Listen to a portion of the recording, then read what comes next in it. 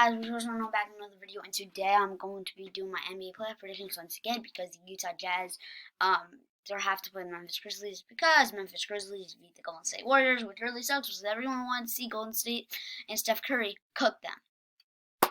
So our first series is Utah Jazz versus the Memphis Grizzlies. I think this is going to be a quick series. I think John Morant will skill one game, but the Jazz, they're just good. They're a very good three-point shooting team, and I think that the Jazz overall are just the better team. Second series is Clippers Dallas at 4:30 today. This is going to be a heck of a series.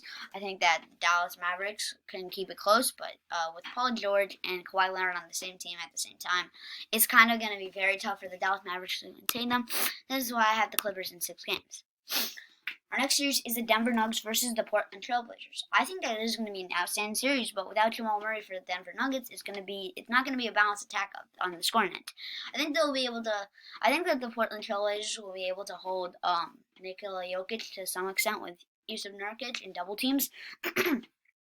I think that the Denver Nuggets will steal 3 games, but the Portland Trailblazers have CJ McCollum and Damian Lillard, Dame time, baby, and I think that the Portland Trailblazers are going to win on a walk-off in Game 7. No, I'm joking. They're just going to win in Game 7, though. Definitely. Without Jamal Murray, Next series is the Phoenix Suns versus the Los Angeles Lakers. Every single NBA picker has the Lakers to win this series in 6 games. Did anyone notice that LeBron James violated COVID protocols? So that means that LeBron might have to sit out for half of the series. Which means that without LeBron James, the Suns are going to win this series. I think the Phoenix Suns are such a good team. They have a good offensive end with Devin Booker and Chris Paul, and I think that without LeBron for half of the series, the Phoenix Suns will be able to contain the Los Angeles Lakers and will not have to deal with LeBron James. And in that case, they can double team Anthony Davis, and he's not really a kick out person.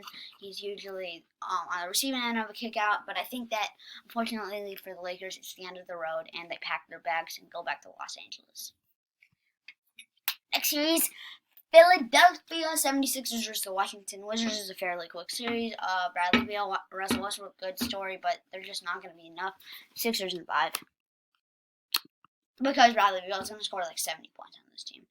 Knicks and Hawks. This is going to be an outstanding series, probably the best of the year, of the bracket. I think that the Hawks, they have a balanced scoring attack, but the Knicks are just a little bit better on the defensive end. I think the Hawks are more talented. Unfortunately for the Hawks, it's the end of the road, and Nate McMillan gets fired. Even though he's done a great job with them. Or no, maybe we'll give him one more year. Knicks at 7, obviously. It's not going to be a quick series for either team. I think that it's going to be an awesome series. Wow. All right. Milwaukee Bucks and Miami Heat. So this is going to be a great series. Met up in the second round. Heat won 5 because, well, Giannis was injured for all of the series. Even though Giannis was injured, I do think that the Bucks, they're going to play very good against the Heat. I do think that the Heat will go 2, maybe 3 games. I think that the Bucks win this in 6 games because, well, the Heat don't have Victor Oladipo, who's going to guard Tyler Hero, Duncan Robinson, who's going to guard Jimmy Butler. No one's going to guard Jimmy Butler. No one. No one on the Bucks team can guard Jimmy Butler, in my opinion. No, but no one can also guard Giannis on this Miami Heat team because Giannis is literally a freak. Next up, Brooklyn Nets, Boston Celtics. This is going to be a lot closer than people expect. I mean, Jason Tatum, if he can drop 50 points on a pretty good Wizards defense, how many points can he drop on the worst defense in basketball? Now I'm playing. The Brooklyn Nets, they don't have a very good defense. I think that Tatum will win 2 games for them, but I think that it's the end of the road for the Celtics this year. Heading over to the West, we got the Utah Jazz with the Clippers. Jazz, they're number 1 seed for a reason. They are a great 3-point shooting team once again, but Donovan Mitchell, when he comes back, it might mess up their chemistry. I think that either way, the Clippers are just a better team. They're built for the playoffs, and they win this in 6 games. Next up, Portland Trailblazers, Phoenix Suns. Well, the Blazers, they're a great story. The Suns are a better story. They haven't been to the playoffs in 20 years.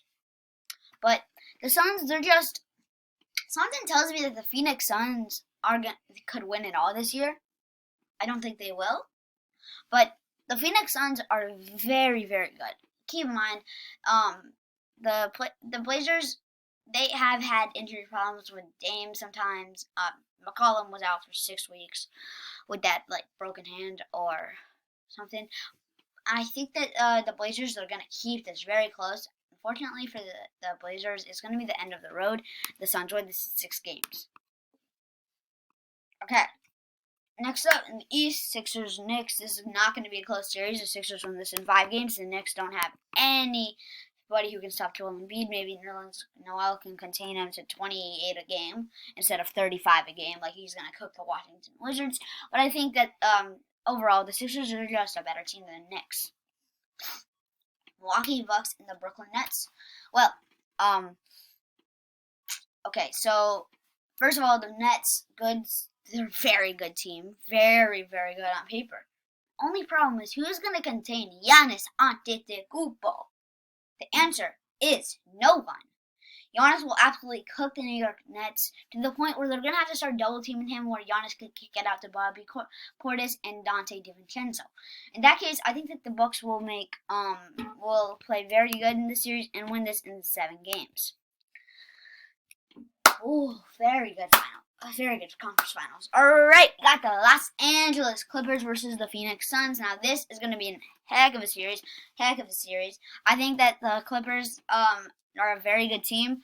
The Suns, they don't have much playoff experience, and I think that this Devin Booker Chris Paul experiment will end right here. I don't think it's an experiment. I think they'll come back next year. I think that the Clippers are going to win this in 7 games. Matchup that everyone wants, I think. Bucks Sixers. So the Sixers played the Bucks without Harris in at least 2 games, and Embiid in at least 2 games. They didn't have Simmons in 2 of those games. I just don't see the Bucks playing good. I don't think that the Bucks can contain Embiid, because Embiid, he can kick it out to Curry. Maybe the one problem is that maybe they're gonna have trouble keeping up scoring.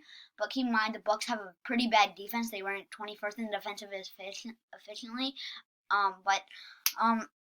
I think it's the end of the road for the Bucks here, and I think that the Sixers advance to the finals in 7 games. I think this Embiid, he's gonna have a field day against the Bucks, because Giannis is gonna have to double team him, and then he's gonna kick out to Curry, and then Giannis is gonna go. It's just gonna be fun to watch.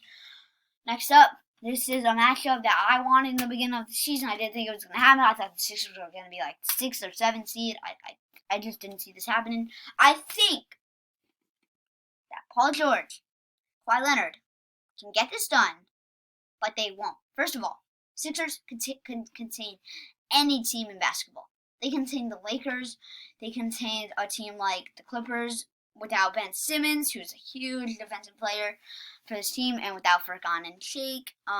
It was a very good series. This is going to be an excellent series. But my one problem with the Clippers is will playoff P show, and I think he will. He will not play very good under the lights.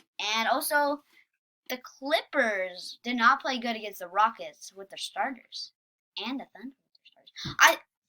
Either way, everyone is like, bro, what are you doing? Had the Bucks over the Sixers. The Bucks beat them 3 times. Okay, but the Sixers didn't have Joel Embiid in 2 of those games, Tobias Harris in 2 of those games, Seth Curry in 2 of those games, and Ben Simmons in 2 of those games.